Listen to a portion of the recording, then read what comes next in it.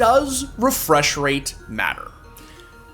Yes. Yes, it does.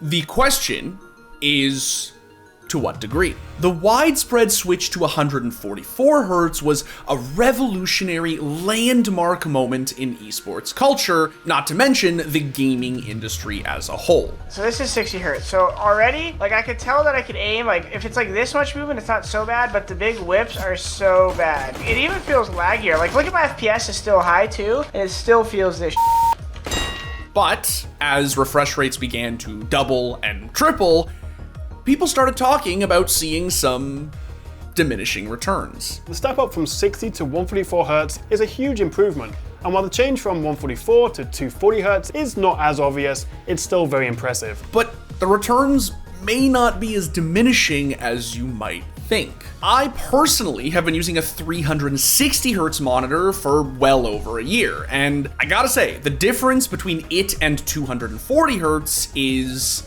substantial. But ASUS have raised the bar even higher. The homies over at Republic of Gamers said hold my beer and released a 540 hertz super monitor that supposedly blows away the competition. But we needed to see it to believe it. And let me tell you, we saw it. This is crazy. This is nuts.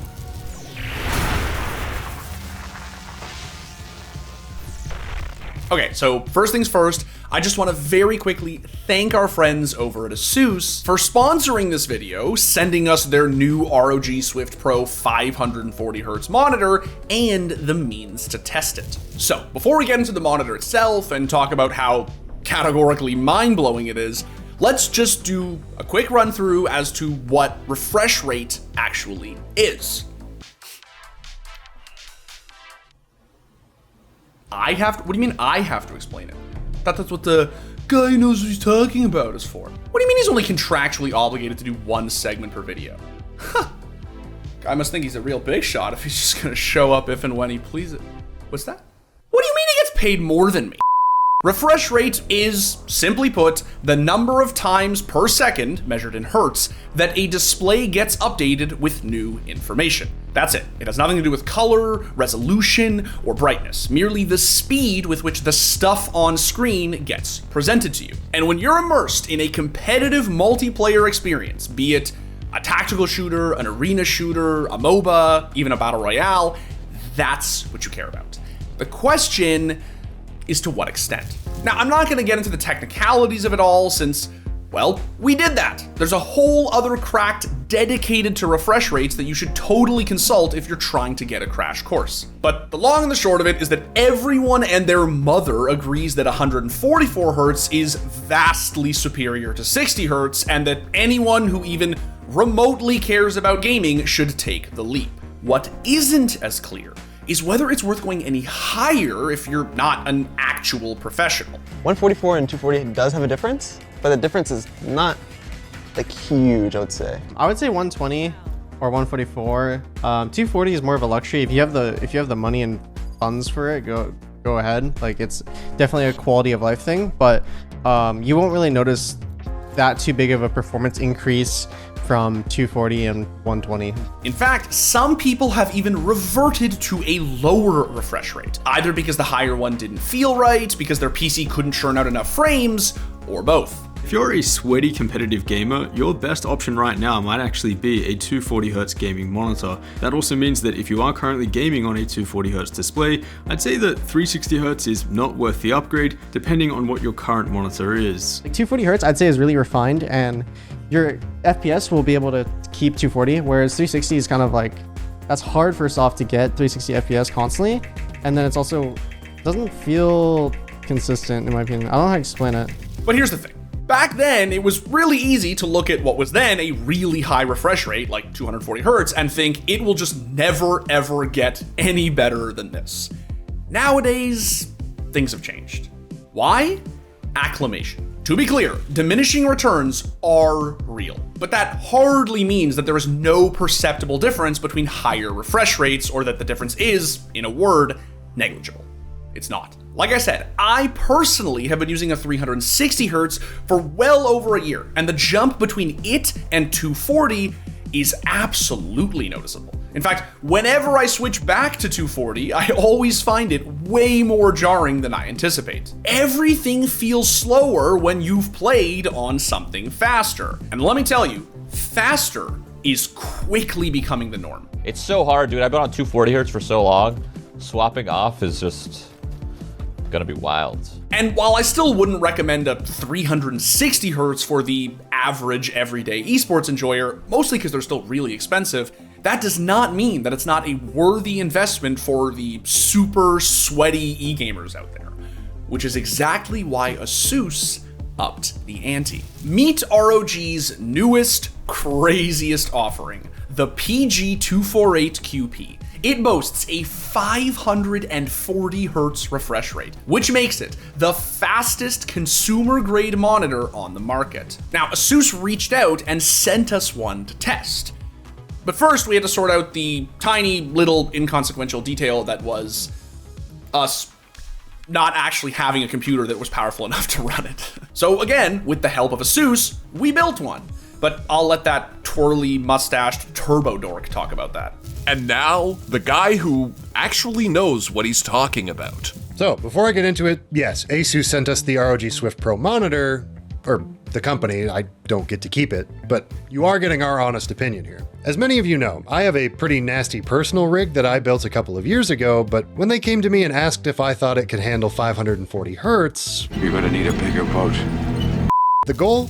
Pumping out more than 540 FPS in some of your favorite esports titles like CS2, Valorant, and Overwatch 2. To get there, we spared no expense, kitting this PC out with an Intel i9-14900KF, an RTX 4090, and 64 gigabytes of DDR5 RAM. Overkill? Maybe a little bit, but I wanted to give this 540 Hz monitor the best possible chance at impressing me. We'll get back to the PC in a minute, but first let's talk a little bit about the monitor that we're plugging into it. We've already talked about why a higher refresh rate is good for competitors, and this is definitely wicked fast, but response time isn't everything. The ROG Swift Pro has a TN panel, which, fun fact of the day, works by applying very precise electric currents to pneumatic liquid crystal molecules. How does that all work? I don't know. I'm a computer scientist, not a molecular physicist. Cut me a little slack. The important thing for you to actually know about TN panels is that while they are fast, they sacrifice viewing angles and color accuracy in the process. As someone who makes video content for a living, color accuracy is pretty important to me, so this monitor's already fighting an uphill battle if it wants to impress me. The viewing experience was definitely better than I expected, but my expectations were pretty much zero considering what I've experienced with other high-end TN panels. If your only focus is playing single-player highly visual experiences, you're probably better off with a monitor that has an OLED panel. But we are worried about competing, so how did all of that sick hardware actually perform in esports titles? Well, good. Like, really good. Counter-Strike was Counter-Strike and was a hellscape trying to get working. Valorant was actually hitting around 1,000 frames at its peak, and Overwatch was very stable between 400 and 600 FPS. So our hardware was definitely capable of driving this monitor to its full potential. The question is, can yours? This PC cost us somewhere in the neighborhood of 7,000 Canadian dollar dues, which is not something that your average gamer is using. A computer using the most popular parts from the Steam hardware survey is pretty unlikely to get a high enough frame rate in any of these games to really get any use out of that refresh rate, even at 1080p, which, yeah, did we mention it's a 1080p monitor? That's actually not that big a deal for a lot of people clearly, but it might be a deal breaker for some of you. Maybe not everyone has the kind of hardware that can power this beast of a monitor, but if you can afford it, odds are pretty good you've got the hardware that can drive this thing. As someone who's only been using 144 Hz for the last couple of years, this was a wild jump in smoothness. Being able to see targets faster with reduced motion blur while you're turning quickly is a pretty obvious benefit for a serious competitor. But for me, well, there's only so much you can do for a former console scrub. But you aren't here for what I think, so now with my hard work building the computer all done, I sat down everyone's favorite CS junkie so he could tell us how pretty the pictures were. And that was the guy who actually knows what he's talking about. So yeah, do you need a 540 hertz monitor? I mean, no more than you need a McLaren or a Rolex, but that doesn't mean that it isn't insanely cool. The simple fact is that the ROG Swift Pro offers the fastest, crispiest gaming experience I have ever had. The motion blur reduction is second to none, and based on our time with the monitor, it is super smooth. Okay, I did not think you could really get smoother than 360, but this is absolute lunacy. It's just crazy, like the smoothness with everything lives, moves, the map itself, like just the way the world feels rendered is just crazy. Like it's so f***ing smooth. Now, while the monitor is super impressive, it's also a top of the line luxury. $899 US for a monitor is a lot. But if you want the best of the best, it's worth it. 540 hertz was a perception-altering experience, and I can absolutely understand someone wanting to spend big bucks to integrate it into their normal everyday setup. If that sounds like you, I would totally recommend springing for the ASUS. Assuming, of course, that your computer can handle it.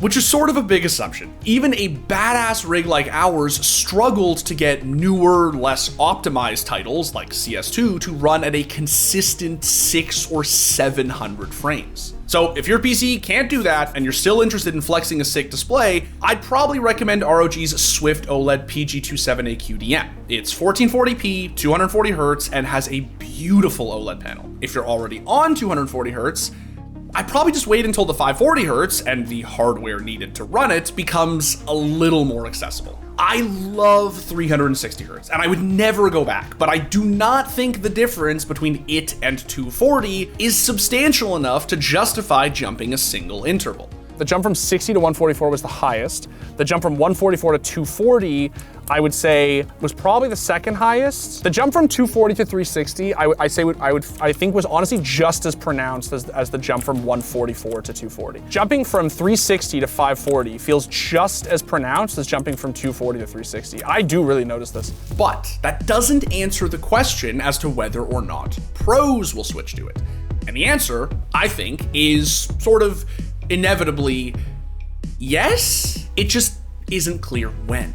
Right now, the majority of top Counter-Strike competitors have switched to 360 hertz, but there are a few outliers who are still doing fine on 240. So the idea that someone's gonna snap their fingers and everyone's suddenly gonna flock to 540 does seem sort of unrealistic. Let's go into the newbie settings first. What do we have here? 4.3, we go 1280, 960 with 240 gears, that's important. Maybe you guys don't have 240 at home, but I play like this. But that's not to say that players aren't switching, or that the industry and infrastructure that is esports isn't giving them cause to. 240 hertz became the standard at every ESL CSGO event way back in March 2022.